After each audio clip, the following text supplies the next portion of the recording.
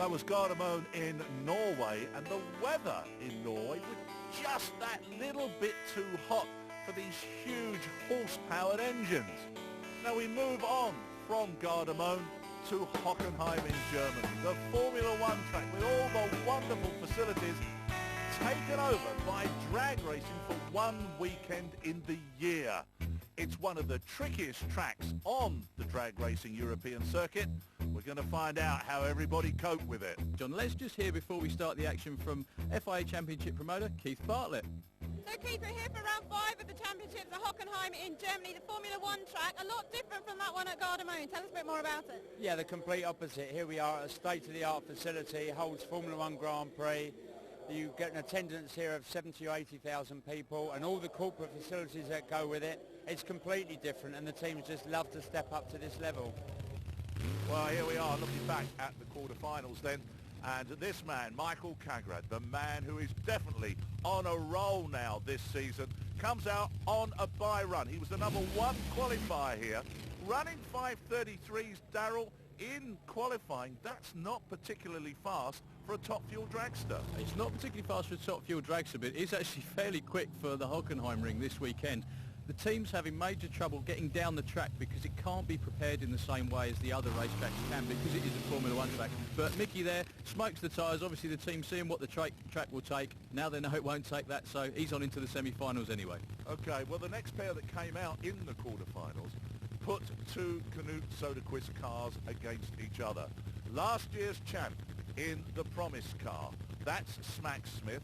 He was racing against Lex Yohn in the MPM-sponsored car, and it was going to be a tough old race. Smacks had been the number 4 qualifier, Lex had been the number 5, but it was Smacks who went up in smokers, and it was Lex who exploded the engine in a big, big way in that first round, and that was going to prove to be troublesome later on. But Smacks goes out. He's not having a good year at all, is he? Unfortunately not for poor old Smacks. I mean, he's tried his heart out all season. The car's got real good time. He was number 1 qualifier in Norway, but not his day today in Germany. Next pair out, Thomas Natours in the left-hand lane in the absolutely gorgeous Batmobile, up against Tommy Moller. Now, Tommy Moller won the first round of the championship back at Santa Pod at the start of the year. Since then, his luck's really gone west. He really hasn't had a great time at all, but it was just about to change. As we've seen, lots of tyre smoke in the first few rounds of competition. Same thing for Thomas Natours, blows the tyres off. Tommy Moller straight down the racetrack. A very, very nice, clean run.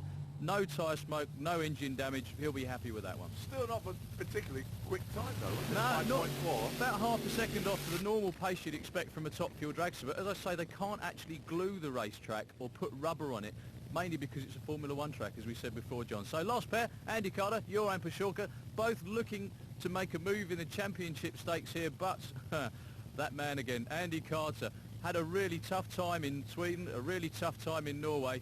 This was just about to be the start of his good afternoon in Germany. Well, I always remember, there we are, Joran Pashorka going up in smoke as well. Carter saying to me at the start of the year, I'm going to win this year, and I never ever thought for 1 minute that he was telling fibs to me. He takes the win with the 5:34, and this is how the semi-finals are set up. Mickey Kagrad against Lex Yohn, and Tommy Moller against Andy Carter. Those two have met before. Yeah, Tommy and Andy have been battling out all year, but first semi-final, Mickey Kagrad in the Barco Express up against supposed to be Lex Yohn. Now, as you saw, Lex suffered a big, big fireball. Doesn't look like he's going to make it. Well, we had to just complete to make a complete engine change, and well, we just didn't make it in time. We just missed 10 minutes, otherwise we would have been ready to make it to the next round, so I'm sorry. Well, looks very, very upset, but of course that's the name of the game. They only have a certain amount of time to turn around in between rounds, and of course, Darryl, with these cars, they have to strip these engines down completely in between each round. Yeah, without all the fire damage, the crew have a hell of a job in an hour and a half, actually taking everything apart, putting it back together again. The clutch comes out, the top comes off, the bottom comes out, the heads come off, all the rods and pistons come out. Sort of thing it'd take your normal garage the best part of a couple of weeks to do. They do in less than 2 hours, but unfortunately the damage was too much from Lex's exploded engine. So Mickey Kagrad thinking it must really be his afternoon. He qualified number 1, so he got the bye in the first round. Now, as a result of that bye, he gets another bye in this round because Lex Yohn didn't make it. But obviously taking it nice and easy off the starting line there. And the most important thing for him is it moves him on in the championship. keeps his lead up. It's my lucky day today, 2 solo rounds, and what can I say? It's my lucky day, maybe. Well, I'm quite surprised here, you know, Daryl, that Mickey on that bye run, because the track here seems to be playing up a little bit for our drivers, that Mickey didn't try and get lane choice. It just surprised me a little bit there.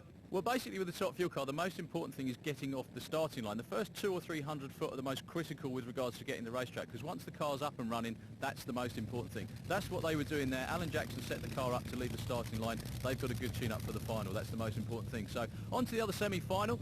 Tommy Muller from Sweden up against Andy Carter. Both of them looking to make a move in the championship today. All right, Tommy, going into the semi-finals now, how are you feeling? Feels good, but we have Andy Carter, and Andy Carter have a good team and good car, so can be very tough.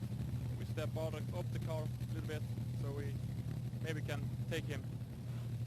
Well, here we go then. Tommy Muller, number 4 in the championship coming into this round. So Daryl's absolutely right. They are both looking for points. Remembering that the British man there, Andy Carter, said to me at the start of the year he was going to take the championship. It doesn't look that way at the moment. But what's going to happen here? Carter leading up to this semi-final round, remember, was the number 3 qualifier, but Tommy Muller was number 2, and Carter goes up in smoke. Tommy Muller takes the win. That is going to be good for the Tommy Muller squad. And great for the championship as well. Makes it so much more interesting. 5:37, not the world's best ET, but he's in the final. Tommy, into the final. Yeah, that's good. We have Michael Kagaran in the final, and we have big work today to go to the final, but Kagaran have Byron every time. So we have work on it. Well, this is how it looks then, folks, as we go into the final. It's that man, Michael Kagaran, is in the final again. A different Swedish racer in opposition this time. Not Joran Pashorka, it's this man in the Pennzoil car, Tommy Muller. And as they come out doing the burnouts into the final, Kagaran has got to be feeling, this has got to be my race here. It's Hockenheim. I like the track, even though it's tricky. Muller hasn't been in a final for a while, so he's a little bit ring rusty. Yeah, Tommy Muller's had a real fantastic start to the season, winning at Santa Pod. His luck went, like I said, completely west after that. He lost in the semi-finals in Alastare, then 2 first-round exits at Mantorp and in Gardermoen. Really hurt his championship chances, but he's looking to make a move today. If he gets this, it will move him into number 2 in the points, so he'll really be up there. And I'm sure he's looking forward to racing Michael in the final. It's great to be in the final again. It's my 3rd in row now, so it's really nice. But Tommy is really tough. So, but we are going to do the best of it. The track is not so good, but I have a good car, a good crew, and looking forward to the final. Feels good. We have Michael in the final. I think we can take him. I have so good team members, so I think they can set up the car. So we can do that. Well, these are the numbers 1 and 2 qualifiers here. This is how it should be. The 2 quickest men during qualifying. Kagaran gets away first and then goes up in smoke. Pedals the car, but it's no good. Muller, they've got the clutch set just right there. Wow, that was a great run and a great win. Tommy Muller's been on a rail all day. He's been run nothing but 5:30s and 5:40s. He's back in the championship chase. We need the points so we can coming back on the top again. So we see in England we will drive fast there. Well, yeah, indeed, it is England up and coming, but this is how it looks. After the German round, Mickey Kagaran leads, but Tommy Muller moves from the number 4 spot into the number 2 spot, and Andy Carter is in there at 3. Now we move on to Pro Stock Car. The man who might not be quite so happy is the man in the AC Delco Grand Am, the outgoing champion, Michael Malmgren, and his thoughts on losing the championship. He has, I think, 1 or 2 more rounds points, which means that it's enough for him to qualify here this weekend, which he will because we're only 5 cars here. Then, you know, it's a settled deal. So we don't really, I mean, we put that behind us now. Now it's just a matter of winning this race and winning Santa Pod and take the record back and, you know, make this nice piece of equipment fly again. Well, nice piece of equipment is certainly right. That machine, I just love it. It is so swoopy. But that really can be said of all of these particular Pro Stock cars. But the man who is having a great year in 2004 is Jimmy Oland. Well, congratulations, because it seems almost impossible that you won't be the champion after this weekend. Yeah, thank you very much, and I really enjoy it, and it's fun to be the champion, and this is my second year, so I'm really happy about this. So we did a good season and good engine power from Bob Ingles, and I got the right guys with me in a nice car, nice setup right now, so it's fun to be a Pro Stock racer right now. Yeah, indeed. Of course it is. Well, here we are. Round number 5. We're at Hockenheim in Germany. There's only a few of our Pro Stock drivers here this weekend, which is a great shame, Darryl, because I do love Pro Stock racing now. Pro Stock racing, by definition, is one of the closest classes in drag racing. 500 cubic inches, they all run pump gasoline. Basically, the cars are very, very much the same. It's just who can squeeze that nth amount of horsepower and clutch setup out of the vehicles. So, looking back at the first round, this is Ulf Jonsson in the ex-Jari Connolly Dodge Avenger up against Jackie Hansen in the GM Cavalier. And John, this was pretty much the way the racing was going to go all day. Even Pro Stock cars this weekend were having trouble getting down the tricky Hockenheim racetrack. Yeah, indeed. Good to see these two out here, though. And good to see Jari Connolly's old Dodge back with us again. Ulf Jonsson fighting for power away from the start line, but it was Jackie Hansen. It looked to me as though Hansen was going sideways at one part of that run there. This track really is giving these cars a little bit of problem, isn't it? Here's the next pair then, Darryl, and it's that AC Delco Grandad. Michael Malmgren had not the best of years by his very, very high standards this year, looking to salvage something from the season by winning the final 2 events. Up here against Magnus Hansen, as we say, looking back at the first round pairings that came out here in Hockenheim. Anders Johansson there guiding Magnus Hansen into stage. And both these guys had a bit of a torrid weekend, and Magnus qualifying way, way down from where we're used to seeing him. Now, both of these guys were looking to make much better runs in the first round. Michael Malmgren had been incredibly consistent throughout qualifying, if not as quick as usual. You can see the tyres spinning there. Now, the tyre spin helped Michael Malmgren get down the racetrack. It sent Magnus Hansen towards the centre line, which is obviously a very, very dangerous place to be. Anders Johansson looking very, very upset with that loss. So Michael's into the semi-final, though. I was nervous though, because when I went into pre-stage the car starts to go on 6 cylinders, and I tried to get RPM up to get it clean, but because the rev limiter is so low it was kind of flaky, so I figured, okay, just go in there and do the job, and it took off and it ran pretty decent, and I never saw him, so I mean it was a pretty good run. Well, just as we can gauge just how much slower these cars are running here this weekend. Normally we would expect to see Jimmy Oland, who we're looking at here now on his bye run, Michael Malmgren, sometimes Magnus Hansen running into the 6s. But here they're running about a quarter of a second less than that. And Jimmy Oland did it again in this quarter-final run, was into the 7.2s and into the semi-finals. Very important on this track to have lane choice. So now we have lane choice against Jackie.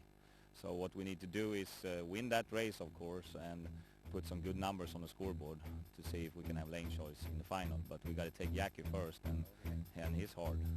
Well, here it is, exactly as he's just said. Jimmy Oland comes up against Jackie Hansen, and in the other side of the ladder, the man with God smiling on him today is Michael Malmgren, because Malmgren has got a bye run into the final.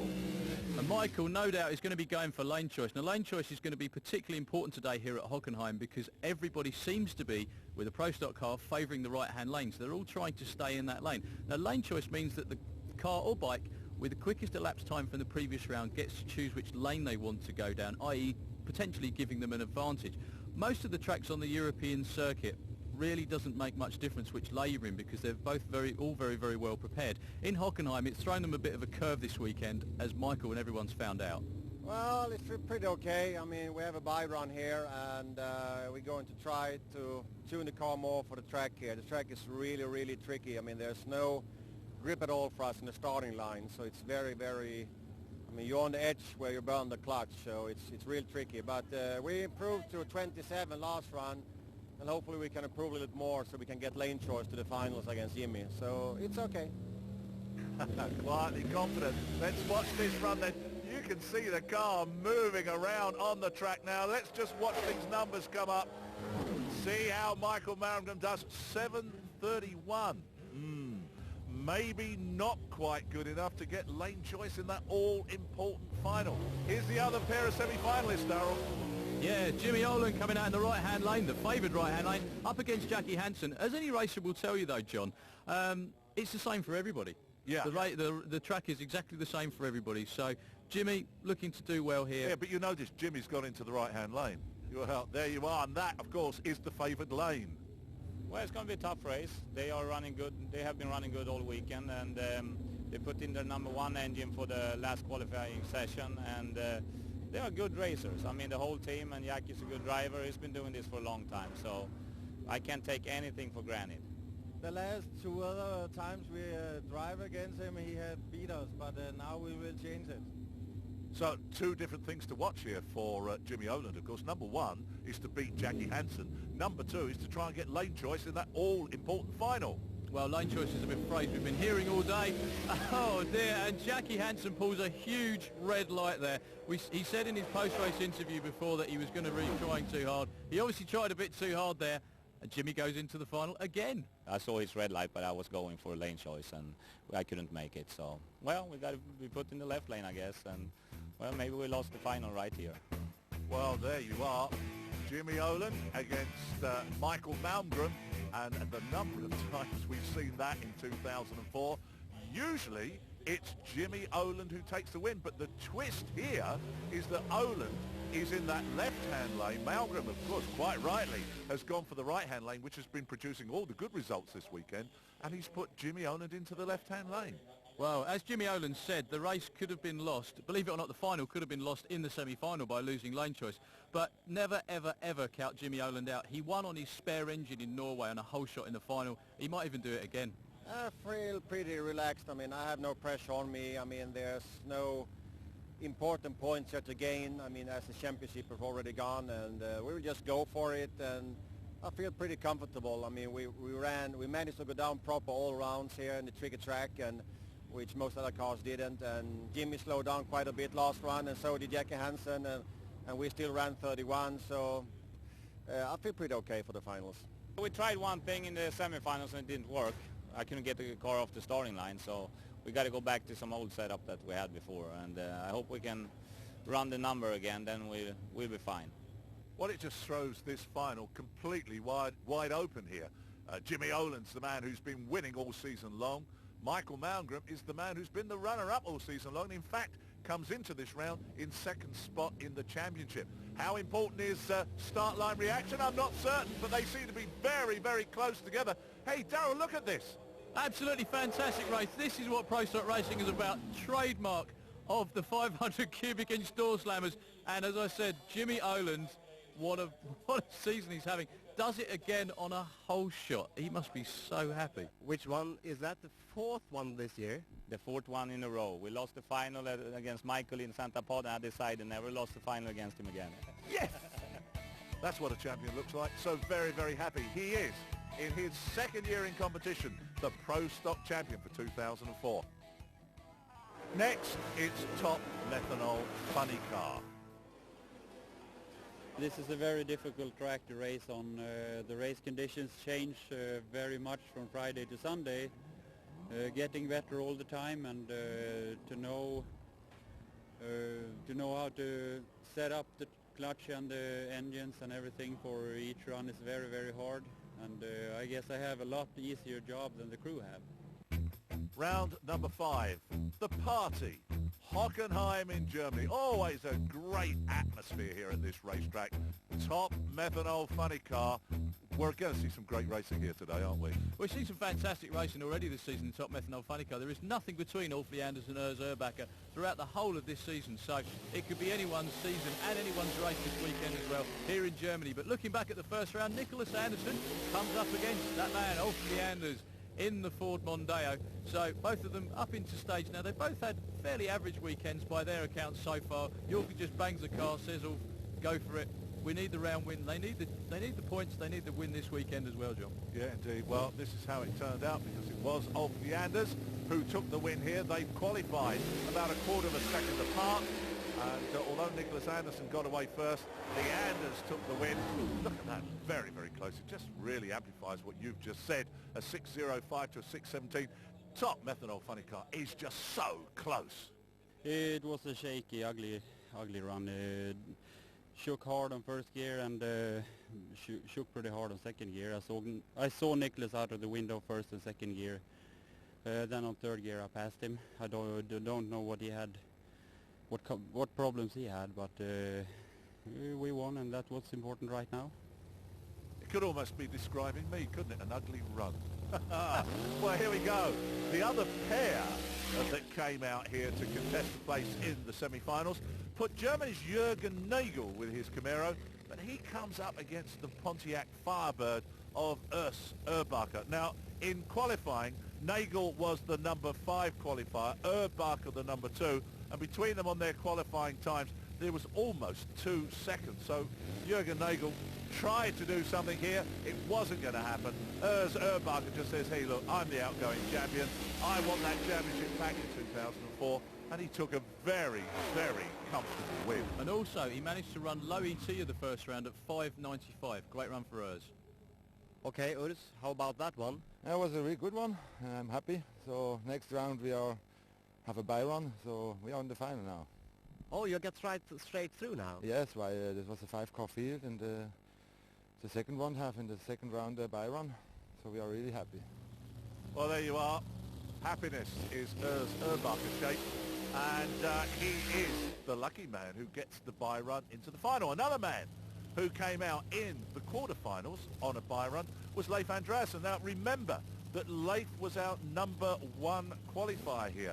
Ran down into the 5-second bracket during qualifying, and obviously was going to be looking for lane choice because he's got Ulf Leanders in the semi-finals, but it wasn't to be.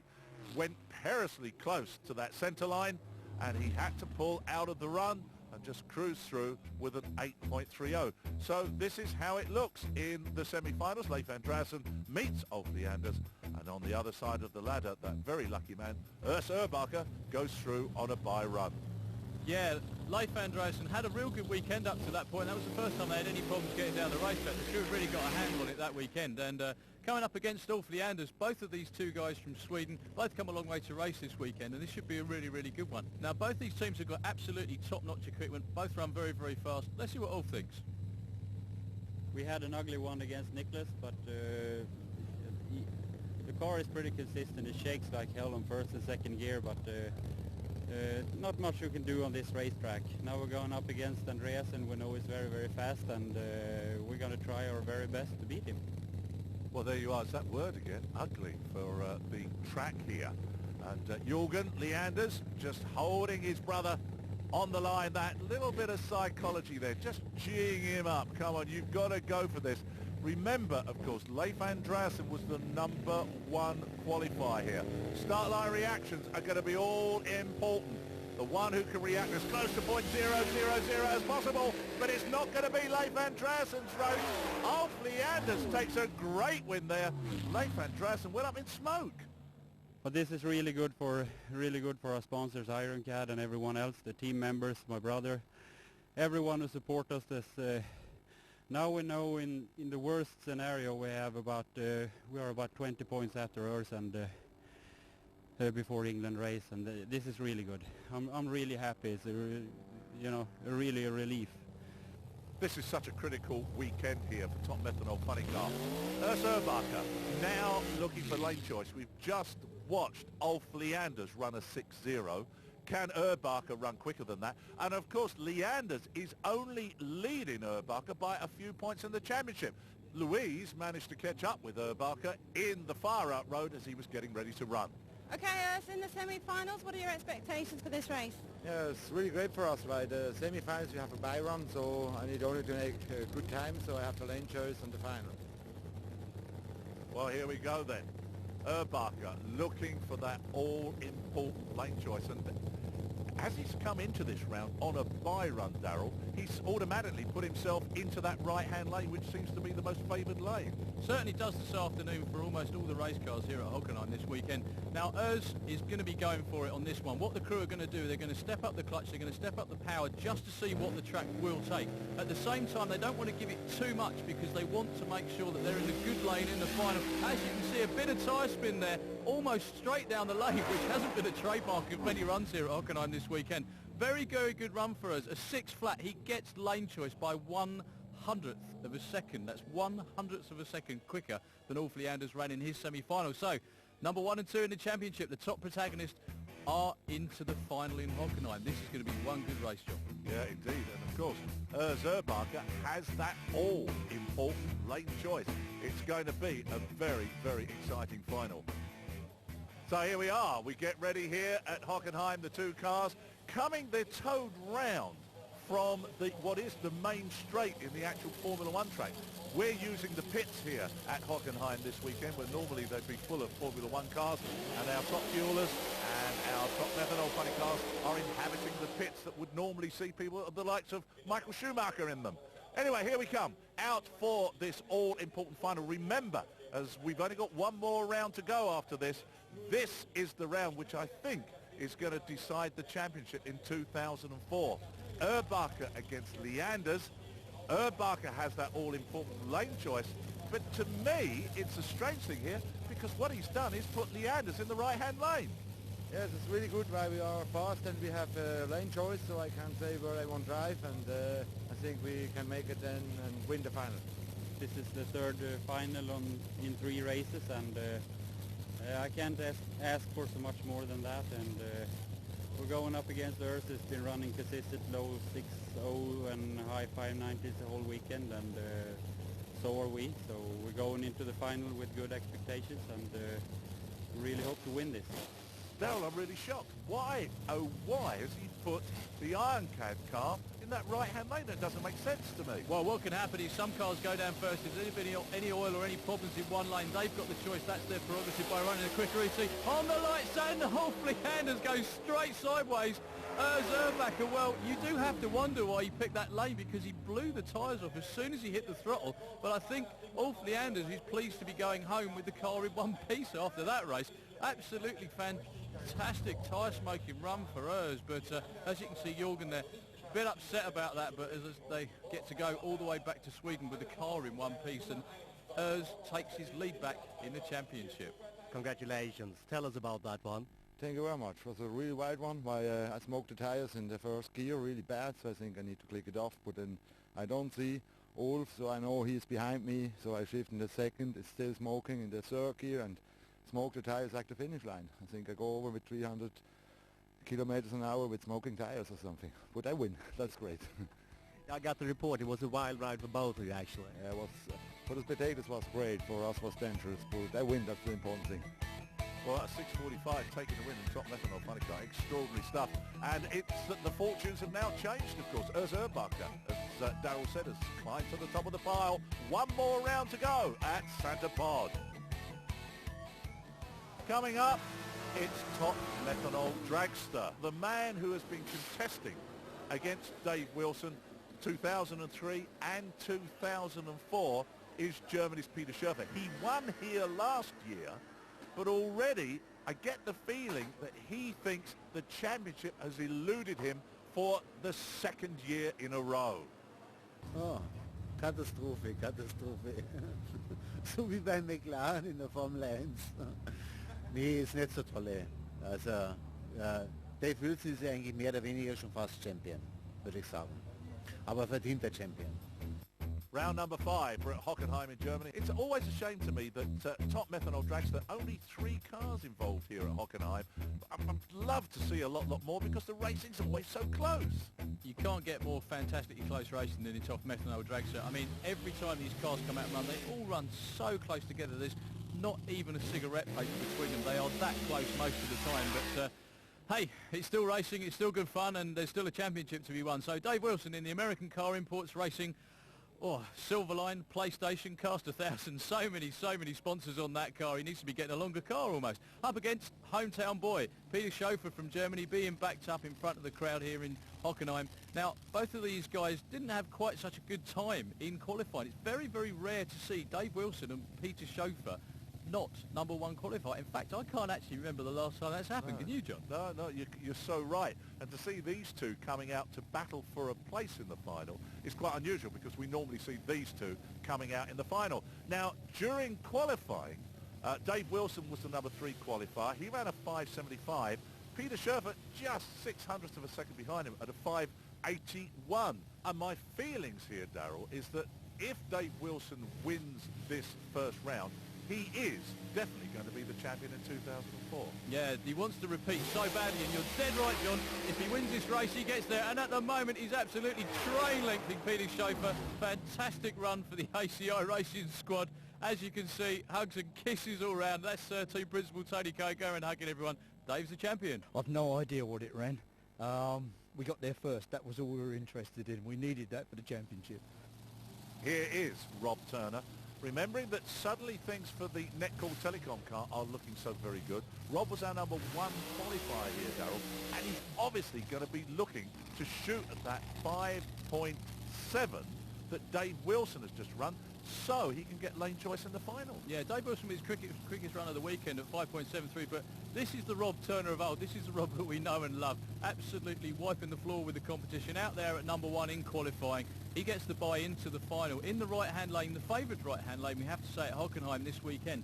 Now, what that Dave's talking about with lane choice is the quickest car from the previous round gets to choose which lane they go in. And as Dave actually alluded to as well, as you said, John, that the right-hand lane is the lane to be in. It's a one-lane racetrack, which means that that's obviously much better than the left-hand lane. Hence, Peter Schofer had trouble getting down the left-hand lane. Dave made a good run in the right-hand lane. So let's see what Rob Turner's going to do here. There's going to be no walking through the quarter mile here. Rob's going to be flooring it all the way from one end to the other. It's how Steve, his brother, has the car set up to find out how quick he's going to run. And Rob gets there. 5.69. That's actually the first run in the 5.6s all weekend. Rob's going to be happy with that going into the final. Rob, do you have any idea how quick you ran? 5.69. Steve told me on the radio. That's the quickest run of the weekend, and it's given us lane choice in the final, which could be critical. Well, here we are then. It's a repeat of Gardermoen once more, isn't it? Not Peter Schofer in the final, but it's Rob Turner against Dave Wilson. And Rob Turner has got that lane choice. The Netcall Telecom car coming out into that favoured right-hand lane. So Dave Wilson, with the American car imports machine, has been put unceremoniously into the left-hand lane, the lane that most people seem to be having the problem with. Well, if anyone can get down the left-hand lane, it'll be Dave Wilson. It's still anybody's race because these two guys are so close together. It could also be won and lost on the starting line, but let's see how they feel before they race. We're feeling fairly confident. We've got a good tune-up. It's been getting better and better all weekend. I don't think the lane's got much difference between them anymore. We don't have lane choice, so I think that's not going to be a problem. So we'll just go out and do our best and see what happens. We've been running pretty consistent all weekend. Managed to step up when we needed to, just by a few hundredths, but enough to get us number 1 spot and get us the bye in the first round, and it's going to be a close race, I'm sure. So here we are. The proof of the pudding is going to be in this one, ladies and gentlemen. And Turner gets away first, would you believe? He whole shots Dave Wilson and takes a great win. Lots of celebration from Rob Turner's camp. How must that feel, eh? Turn your luck around. He was the runner-up in Gardermoen. Now he's just beaten Dave Wilson. Congratulations, Rob. Thank you. It's been a brilliant weekend for us. We stepped up every qualifying session. After the first one, we were number 1 all the weekend in qualifying, and it's just come right for us this weekend. And that's 2 finals in a row, and we won one, and we're looking forward to the European finals. Well, there you are. Well done, Rob and team. But the man who has taken the championship at this round is Great Britain's Dave Wilson. So let's salute the new champion. I'm here now with Dave Wilson, who has retained his title in Top Methanol Dragster. Dave, tell us about this round. This round we had to win the first round against Peter Schofer, and we ran with a 5:73, which was our best time this weekend so far. So we were real happy with that, and to retain the championship with all our championship sponsors. We've had terrific support from Silverline Tools, from PlayStation 2 and Ray Maguire, Footman James, and obviously Anthony and ACI. He and I own the team, and we're just so tickled pink it's not true. Well done to Dave Wilson, champion for 2004 as well as 2003. This was the race that did it for him. He took out Peter Schofer, and he goes to the final round at Santa Pod knowing that he is already the 2004 champion.